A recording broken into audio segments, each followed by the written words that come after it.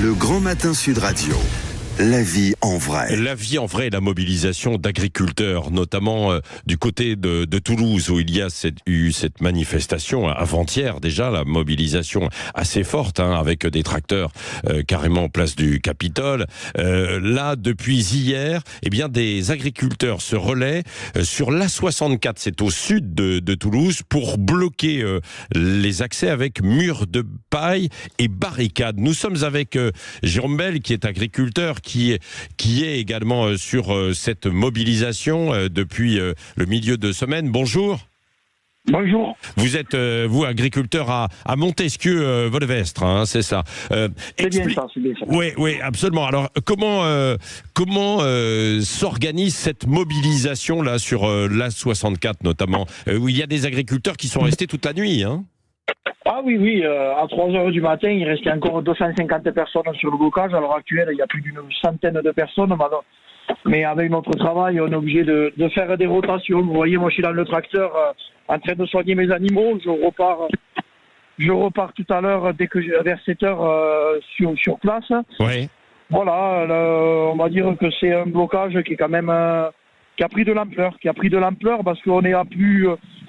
Il y avait plus de 500 personnes annoncées par la police, donc ça fait de l'ampleur et surtout ça fait tache d'huile, puisque tous les autres départements de la région Occitanie lancent des blocages aussi, et ça va se développer dans toute la France si l'État continue à faire vraiment la sourde oreille. Oui, alors Jérôme Bell, on vous entend bien, vous êtes en train de travailler et en même temps vous nous parlez sur Sud Radio. Qu'est-ce qui bloque? Qu'est-ce que vous voudriez que l'État fasse? Parce que il y a quand même plusieurs raisons qui vous poussent à lancer ces opérations. Ah mais bien sûr, qu'est-ce qu'on veut que l'État fasse?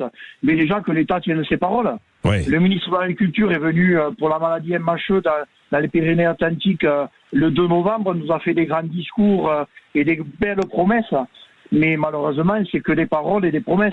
Oui. On ne voit rien arriver.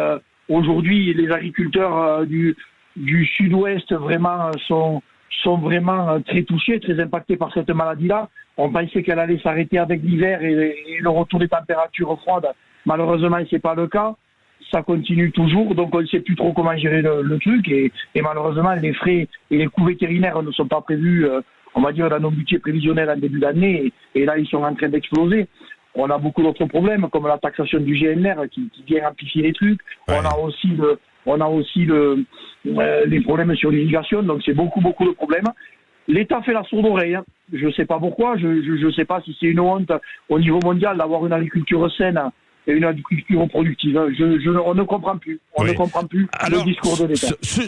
Sur la maladie qui frappe les cheptels bovins, c'est ça, cette fameuse maladie, oui. Qu'est-ce que vous voudriez, que l'État vous aide à faire face aux frais vétérinaires? Eh bien, c'est ce qu'ils ont annoncé. C'est une annonce faite par l'État. Ouais. Donc, ils ne tiennent pas parole, en sachant que l'État, quand même, nous a laissé orphelins de cette maladie, puisqu'elle était quand même en Espagne depuis octobre 2022. Aucune prévention n'a été faite. Ils devaient penser sûrement que la Guardia Civile se mettrait avec des tapettes à mouches et empêcherait le moustique de rentrer en France, à la frontière. Ouais. Et ça se traduit comment d'ailleurs, la maladie, pour les auditeurs là qui ne connaissent pas précisément? C'est une paralysie des muscles et des muscles des animaux. Il y a de la mortalité, on arrive entre 5 et 10% d'animaux qui meurent. On a aussi un très gros problème, ça va être sur la reproduction, et tout ça, ça va être les conséquences dans les années futures. Moi, sur des échographies, j'ai 40% de vaches qui ont avorté dû à cette maladie. Oui. C'est la survie des exploitations qui est en jeu. Oui. Et Jérôme Bell, on peut la traiter quand même, cette maladie, ou pas alors?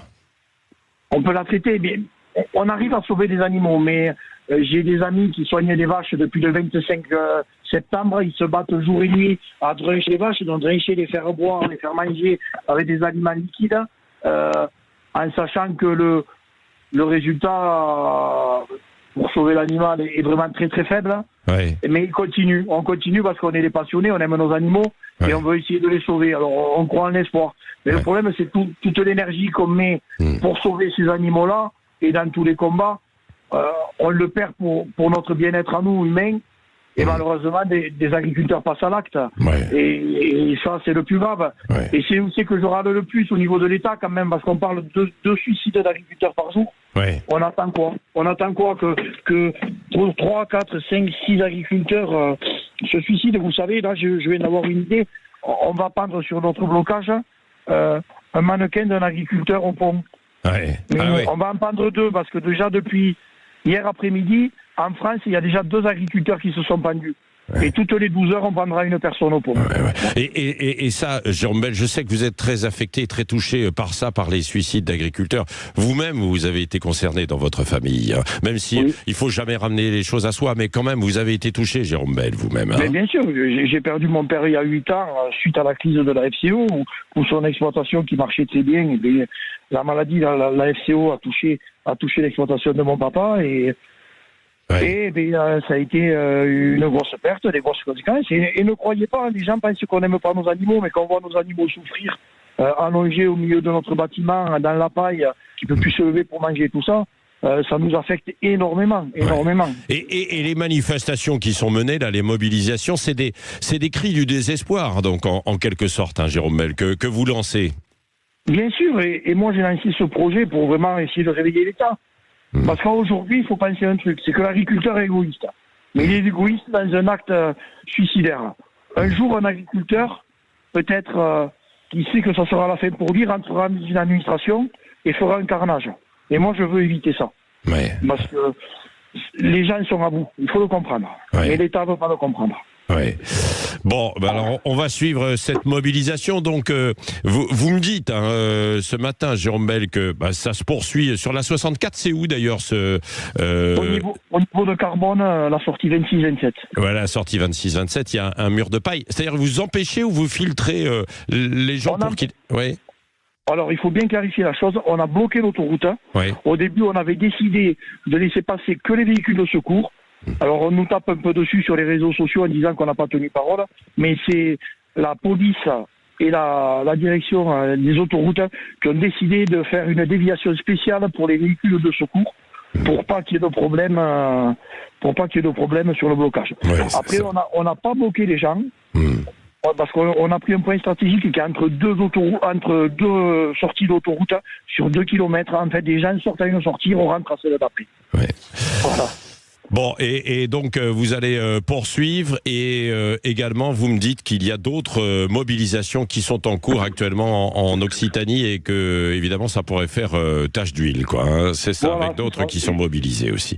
Je vous le confirme. Ouais. Merci, bon courage Jérôme Bel. À vous, on va suivre ça. On comprend en fait ce désarroi et ce mouvement. On attend donc des réponses de l'État. Nous verrons si ça va venir, notamment pendant le week-end. On espère sincèrement que l'État le comprenne aussi bien que vous le comprenez. Oui. Voilà. Merci à vous. Merci beaucoup d'avoir été avec nous ce matin en direct sur Sud Radio. Il est 7h moins le quart.